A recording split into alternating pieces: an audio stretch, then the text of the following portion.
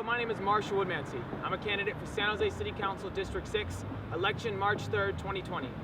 In this brief video, I'm going to talk to you about the future of transportation in San Jose and why it is so important to take a look at it in terms of sustainability.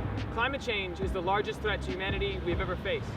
And the science has said that in order to create a livable future, we have to reach for a 50% reduction in carbon emissions in the next 10 years globally.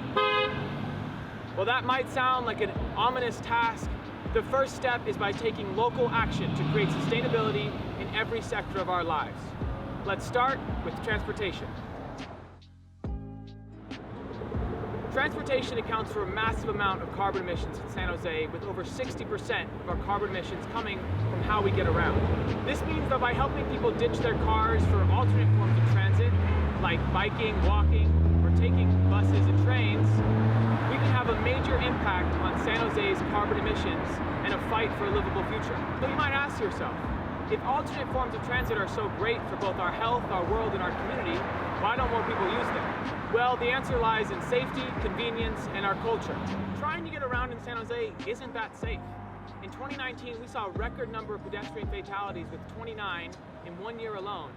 And over the past 4 years, over 300 people have died in San Jose because of traffic-related incidents.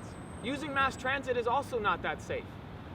Our underfunded transit system has provided us with not well-lit bus shelters and light rail stations that don't have good security, especially at night. Another key reason why people opt to use a car is the convenience factor. Using mass transit can often take an hour to 2 hours to get where you need to go, where driving could take you 30 minutes if there's no traffic. And finally, culture plays a large role in deciding how we get around. We're told that by owning a car, we are gaining independence and freedom to live as we choose.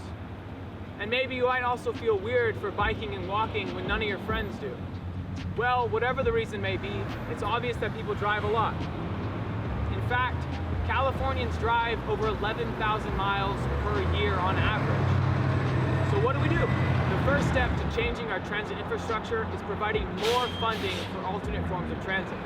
This could look like bike lanes that are physically separated from cars using garden beds or barriers. For pedestrians, we can raise crosswalks, making them almost like a speed bump, forcing cars to slow down before they enter the crosswalk. We can also improve our infrastructure for driving with better turn signals, more clear turning lanes. And there's so much we could do with our mass transit infrastructure.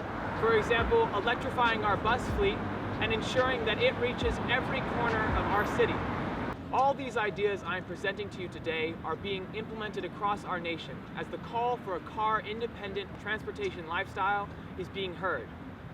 Unfortunately, in San Jose, we value highway expansion projects that can cost billions of dollars and statistically don't do much to ease traffic.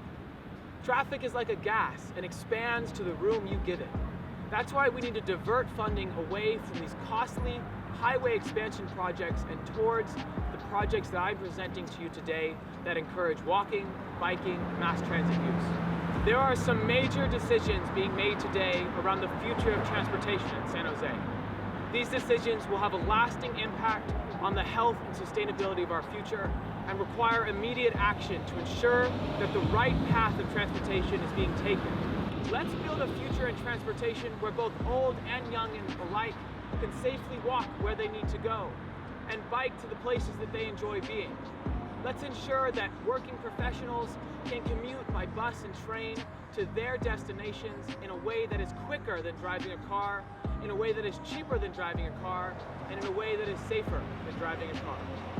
Thank you so much. My name is Marshall Woodmansee. I'm running on March 3rd, 2020 to be your City Council representative.